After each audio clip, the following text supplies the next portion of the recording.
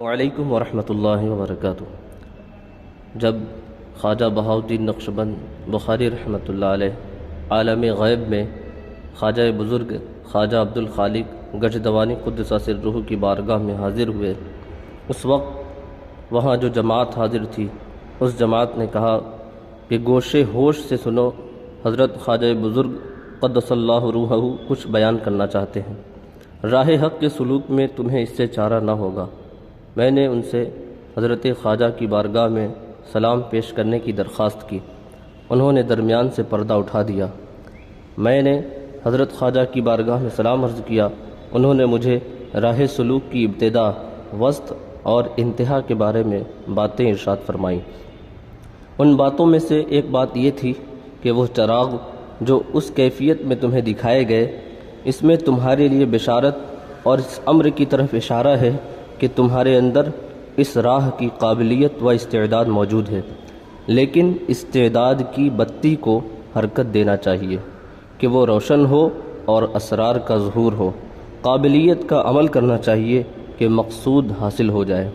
اور دوسری بات نہایت مبالغے کے ساتھ ارشاد فرمائی کہ ہر حال میں شریعت پر استقامت سے قدم رکھنا چاہیے اور امر و نہی کا پورا خیال رکھنا چاہیے، رخصت و بدعت سے دور رہنا چاہیے اور ہمیشہ احادیث نبویہ کو اپنا رہنما بنانا چاہیے۔ حضور صلی اللہ تعالی علیہ وآلہ وسلم اور آپ کے صحابہ کرام کے آثار و اخبار کی جستجو میں رہنا چاہیے۔ ان تمام ارشادات کے بعد ان کے خلفائے کرام نے فرمایا کہ تمہاری اس حالت کی سچائی پر یہ گواہی ہے کہ تم مولانا شمس الدین اسکتوئی کے پاس جاؤ اور کہو فلاں ترک نے جو سقا نامی شخص پر دعویٰ کیا ہے اس میں حق ترک کی جانب ہے اور آپ سقا کی رعایت کرتے ہیں، اور اگر سقا اس ترک کی حق بجانب ہونے کا انکار کرے تو سقا سے کہو اے سقائے تشنا، وہ اس سخن کو جانتا ہے۔ اور دوسری گواہی یہ ہے کہ سقا نے ایک عورت سے فساد کیا ہے اور چونکہ اس سے نتیجہ ظاہر ہوا ہے اس لیے اس نے اسقاط کر دیا ہے اور فلاں جگہ انگور کے درخت کے نیچے دفن کر دیا ہے۔ پھر فرمایا یہ پیغام مولانا شمس الدین کو پہنچانے کے بعد دوسرے روز فوراً 3 دانے منقے کے لو اور زنگ مردہ کی طرف بجانب نصف حضرت امیر کلال قدس سرہ کی خدمت میں حاضری دو، اور جب تم پشتہ فراچون میں پہنچو گے تو تمہیں ایک بوڑھا ملے گا، تمہیں ایک گرم روٹی عنایت کرے گا، اسے لے لینا، لیکن اس بوڑھے آدمی سے بات مت کرنا۔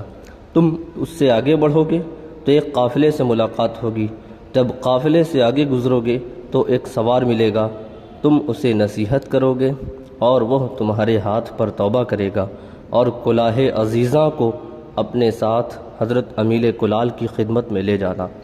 اس کے بعد اس جماعت قدسی نے مجھے حرکت دی اور مجھے وجود میں لائے۔ اسی صبح میں نہایت عجلت سے ریورتون میں آیا اور متعلقین سے اس کلاہ یعنی ٹوپی کے بارے میں پوچھا۔ انہوں نے کہا عرصہ ہوا وہ کلاہ تو فلاں جگہ ہے۔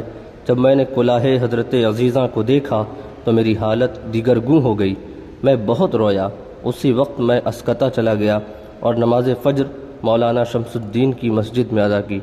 ادائے نماز کے بعد میں نے کہا کہ میں پیغام پہنچانے پر مامور ہوں، اور واقعہ مولانا سے کہہ سنایا۔ مولانا حیران رہ گئے۔ سقا حاضر تھا، ترک مدعی کے حق بجانب ہونے کا منکر ہوا۔ میں نے سقا سے کہا کہ میرا ایک گواہ یہ ہے کہ تو سقائے تشنا ہے، تیرا عالم معنی سے کوئی حصہ نہیں ہے۔ وہ خاموش ہو گیا۔ میں نے کہا میرا دوسرا گواہ یہ ہے کہ تو نے ایک عورت سے فساد کیا ہے، اس سے جو نتیجہ ظاہر ہوا تو نے اسے اسقاط کا حکم دیا اور فلاں موضع میں انگور کے درخت کے نیچے دفن کر دیا ہے۔ سقا نے اس بات کا انکار کیا۔ مولانا اور لوگ مسجد سے اس جگہ گئے اور تلاش کیا تو اس مردہ بچہ کو اسی جگہ پایا۔ اب سقا عذر کرنے لگا، مولانا اور لوگ رونے لگے اور عجیب احوال ظاہر ہوئے۔ اگلے دن میں نے طلوع آفتاب کے موقع پر حکم کے مطابق 3 عدد منقے لیے اور جانب نصف زنگ مردہ کے راستے پر روانہ ہوا۔ میرے جانے کی خبر حضرت مولانا کو دی گئی تو انہوں نے مجھے طلب فرمایا اور بہت لطف و مہربانی فرمائی اور فرمایا تمہارے اندر درد طلب پیدا ہو چکا ہے، اس درد کی دوا ہمارے پاس ہے، اسی جگہ ٹھہرو کہ تمہاری تربیت کا حق ادا کیا جائے۔ اس کے جواب میں میری زبان سے نکلا کہ میں دوسروں کا فرزند ہوں، اگر پستانے تربیت میرے منہ میں رکھیں گے تو ایسا نہ ہو کہ میں اس کا سرا پکڑ لوں۔ حضرت مولانا خاموش ہو گئے اور اجازت دے دی۔ اس دن میں نے کمر ہمت باندھ لی۔ میں نے 2 آدمیوں سے کہا کہ میرے کمر کو باندھو، میرے کمر کو دونوں طرف سے خوب کھینچو۔ جب وہ خوب کس کر باندھ چکے تو میں نے راستہ اختیار کیا۔ جب میں پشتہ فراجون میں پہنچا، ایک بزرگ سے ملاقات ہوئی۔ اس نے مجھے گرم روٹی عطا کی، میں نے اسے لے لیا، لیکن اس سے کوئی گفتگو نہیں کی۔ میں آگے چل پڑا تو ایک قافلے سے ملا۔ اہل قافلہ نے مجھ سے پوچھا کہ تم کہاں سے آئے ہو؟ میں نے کہا اسکتا سے۔ انہوں نے پوچھا تم وہاں سے کس وقت چلے تھے؟ میں نے کہا طلوع آفتاب کے وقت اور چاشت کے وقت یہاں پہنچا ہوں۔ وہ حیران ہو کر کہنے لگے کہ اس گاؤں سے یہاں تک کا فاصلہ 4 فرسنگ ہے، تم رات کے اول وقت میں روانہ ہوئے تھے۔ میں ان سے آگے بڑھا تو ایک سوار میرے سامنے آیا۔ میں نے اسے سلام کیا۔ اس نے پوچھا تم کون ہو کہ مجھے تم سے خوف محسوس ہو رہا ہے؟ میں نے کہا میں وہ ہوں جس کے ہاتھ پر تمہیں توبہ کرنی چاہیے۔ وہ جلدی سے گھوڑے سے اترا اور نہایت انکساری کا مظاہرہ کیا۔ اس کے پاس شراب کا ایک مشکیزہ تھا، اس نے ساری شراب بہا دی۔ میں وہاں سے روانہ ہوا، نصف کی حدود میں داخل ہوا، پھر اس گاؤں میں جہاں سیدنا امیر کلال قدس سرہ جلوہ فرما تھے، میں ان کی بارگاہ میں حاضر ہوا اور حضرت عزیزہ کی مبارک کلاه ان کی خدمت میں پیش کی۔ حضرت امیر قدس سرہ خاموش رہے۔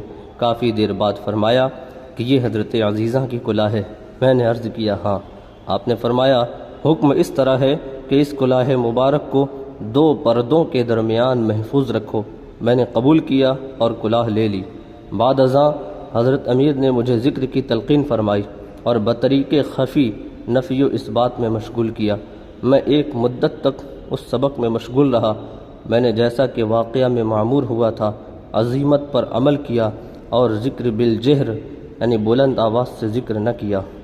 ان تمام واقعات سے جہاں ایک طرف ہمارے خواجہ نقشبند قدس سرہ کی بلندی مرتبت، عظمت شان اور علو ہمت کا پتہ چلتا ہے، وہیں دوسری جانب یہ بھی معلوم ہوتا ہے کہ مزارات اولیاء کرام پر حاضری دینا، ان کی ارواح طیبات سے استفادہ روحانی کرنا، تبرکات بزرگان دین کا ادب و احترام اور ان سے فیوز و برکات کا حصول وغیرہ ہمارے خواجہ نقشبند کا طریقہ رہا ہے۔ یہ کوئی جدید طریقہ نہیں ہے۔ نیز یہ بھی معلوم ہوا کہ اولیاء کرام بھی سرور کائنات صلی اللہ علیہ وآلہ وسلم کی کامل متابعت کے سبب غیب کی خبریں دیتے اور بعد از وصال مدد فرماتے ہیں۔